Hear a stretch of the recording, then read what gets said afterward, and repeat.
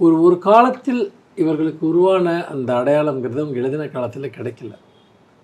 அதுக்கு பல காரணங்கள் இருக்கலாம். இன்றைக்கி அதை தாண்டி ஒரு பெரிய மீடியம் இன்றைக்கி உருவாயிடுச்சு. நமக்கு சோஷியல் மீடியா எல்லாமே இருக்குது. அப்போ என்னன்னு கேட்டோம்னா, நீங்கள் உங்கள் ரீடர்ஸை இன்ஃப்ளூயன்ஸ் பண்ணுறீங்கன்னா உங்களால் ஒரு பெரிய ரீச்சை உருவாக்க முடியும். இப்போ இன்றைக்கி கூட உதாரணமாக போகன் சங்கர், வெயில், அதே மாதிரி இசை, இப்படி ஒரு ஜென்ரேஷனில் ஒரு பல கவிஞர்கள் நரன், இப்படி பல கவிஞர்கள், கதிர் பாரதி, இவங்கெல்லாம் ஒரு பெரிய அளவுக்கு கவனம் பெறாங்க. இன்னும் பல பேர் இருக்காங்க இதில்.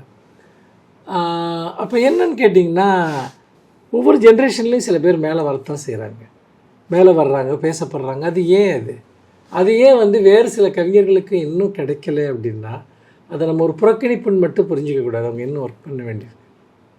இப்போ உதாரணமாக இசை இருக்கார், அவருடைய கவிதைகள் இன்றைக்கி பரவலாக ஷேர் பண்ணப்படுது.